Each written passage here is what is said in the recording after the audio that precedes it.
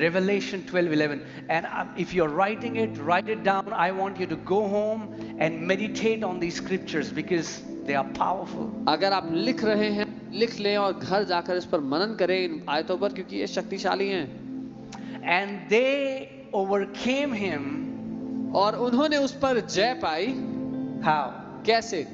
By the blood of the Lamb. मेमने के लहू के द्वारा। And they, who are they? और वे कौन है ये वे? Believers, people like you विश्वासी, and me. आप और मेरे जैसे लोग। They overcame devil by the blood of the Lamb उन्होंने शैतान पर जय पाई मेमने के लहू के द्वारा and by the word of their testimony. और अपनी गवाही के द्वारा। It's very powerful if you can bring the blood and your mouth in the right alignment. ये बहुत शक्तिशाली है अगर आप लहू को और अपने मुंह की गवाही को एक ही जगह पर ले आए। As I said earlier, let me say that again. जैसा मैंने पहले कहा, दोबारा कहता हूँ, No devil can contend when the blood comes on the scene. कोई दुष्ट आत्मा लड़ाई जारी नहीं रख सकती जब लहू बीच में आ जाए। Some people are fighting demons for ages. कुछ लोग बहुत समय से दुष्ट आत्मा से लड़ रहे हैं। No. नहीं, They overcame him. Not that they kept struggling with him. They overcame him. उन्होंने उस पर जय पाई। ये नहीं कि वो उससे संघर्ष करते रहे, लेकिन उन्होंने उस पर जय पा ली। In any area of your life where Satan is harassing you, you are overcoming him today in the name of Jesus. आपके जीवन के जिस भी क्षेत्र में शैतान आपको सताता आया, आज आप उसको उस क्षेत्र में हरा रहे हैं यीशु के नाम में। Amen. You are coming out victorious. आप उससे जयवंत होके बाहर आ रहे हैं। This word testimony also means confession. ये जो शब्द है गवाही, इसका अर्थ अंगीकार भी है। Confession. You can overcome the enemy by the blood once you know what the blood does. आप दुश्मन पर जय पा सकते हैं लहू के द्वारा, एक बार आपको ये पता लग जाए कि लहू करता क्या है। Amen. आमीन। The blood get activated by faith. और वो लहू विश्वास के द्वारा कार्यशील होता है। So when you believe what the Bible says about the blood of Jesus and you confess it, that is how you walk in victory over the darkness. जब आप वो मान लेते हैं, बाइबल उसके यीशु के लहू के बारे में बताती है और अपने मुंह से उसको अंगीकार करते हैं, तो वो आपके जीवन में काम करने लगता है। Amen. So we'll be going through a couple of scriptures. So कुछ आयतें हैं जिनको हम साथ में देखेंगे। But I pray someday we can go on a month-long study. The blood of Jesus is very, very powerful. लेकिन मेरी प्रार्थना है कि किसी समय हम पूरा महीना यीशु के लहू के बारे में पढ़ाई करें, क्योंकि ये बहुत बहुत शक्तिशाली है। Amen.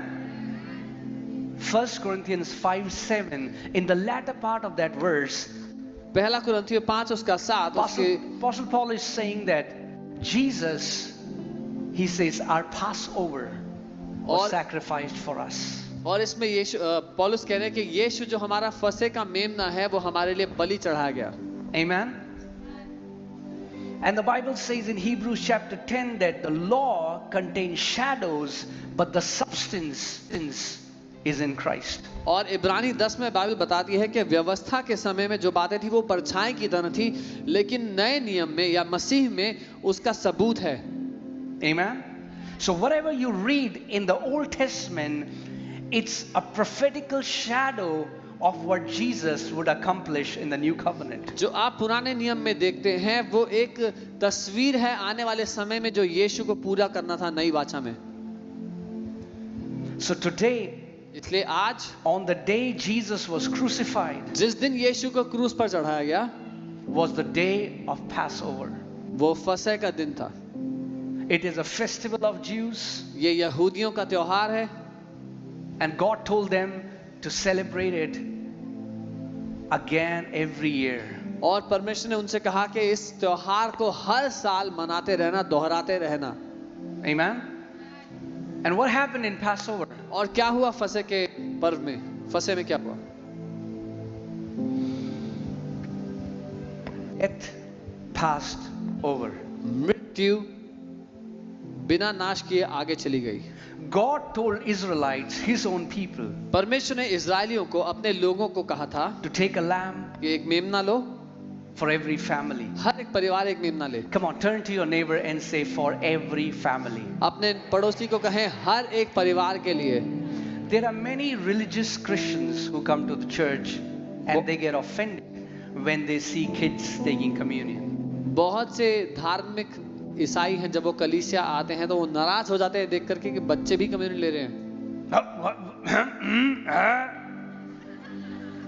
उनको गले में खराश हो जाती है यहाँ।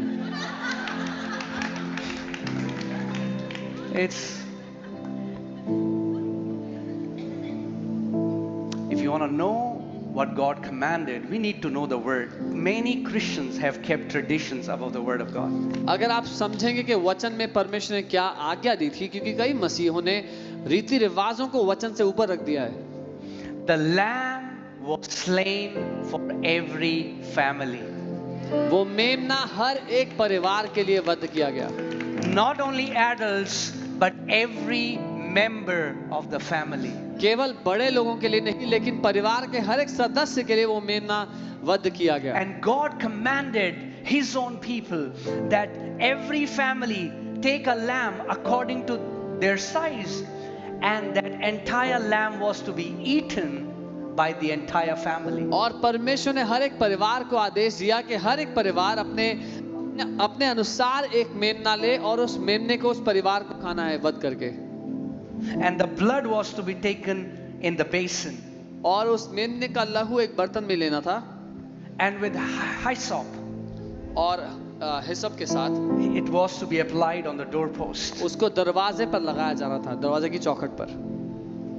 And the Bible says that when death came and saw the blood on the door, death passed over.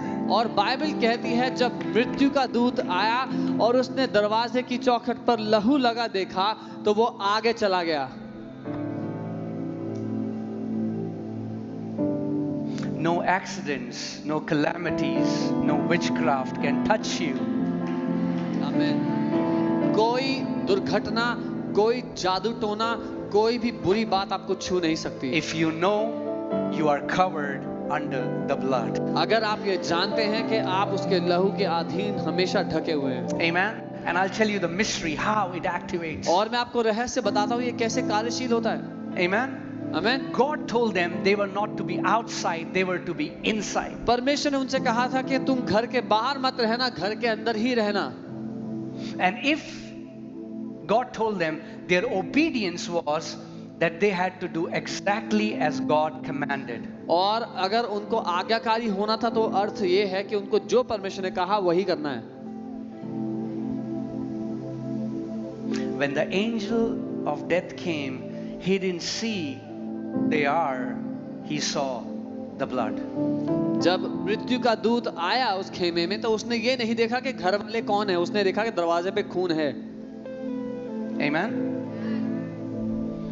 If the blood would be on the basin, अगर वो लहू बर्तन में ही रहता, hear this carefully. ध्यान से सुनना, The blood was shed from the lamb, मेमने का लहू बहाया गया, but if it remained in the basin, लेकिन अगर वो बर्तन में ही रहता there was no protection तो कोई सुरक्षा नहीं थी until जब तक it is applied वो लगाया ना जाए through hyssop.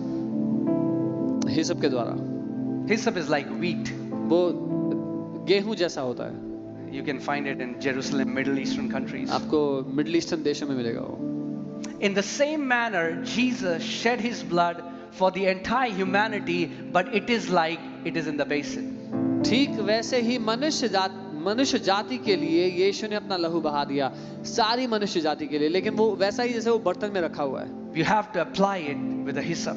आपको अपने जीवन पर वो लागू करना है हिसप से। What's hyssop? ये हिसप क्या है? Hyssop represents your tongue. वो दर्शाता है आपकी जुबान को, Your tongue. आपकी जुबान को। They overcame the lamb. They overcame him. They overcame devil by the blood of the lamb and the word of their testimony. उन्होंने शैतान पर जय पाई मेमने के लहू के द्वारा और अपने गवाही के वचन के द्वारा। Amen. आमीन। So we get a revelation of what the blood of Jesus does for us, and then we start to make confessions by faith. जब हम ये प्रकाशन पा लेते हैं कि यीशु के लहू ने हमारे लिए क्या पूरा किया है, फिर हम अंगीकार करने लगते हैं विश्वास से भर करके. Amen. Not you take water and throw it and say it's the blood of Jesus, not knowing the mystery of the blood. ये नहीं कि हमने पानी लिया, बोला यीशु का लहू, उसको छिड़क दिया और कहा कि अब हमने कर लिया जो करना था. The power of the blood is activated by faith. लहू का सामर्थ्य विश्वास से कार्यशील होता है. You need to put your faith in the shed blood of Jesus. आपको यीशु ने जो लहू बहाया है उसमें अपने विश्वास को मिलाना पड़ेगा.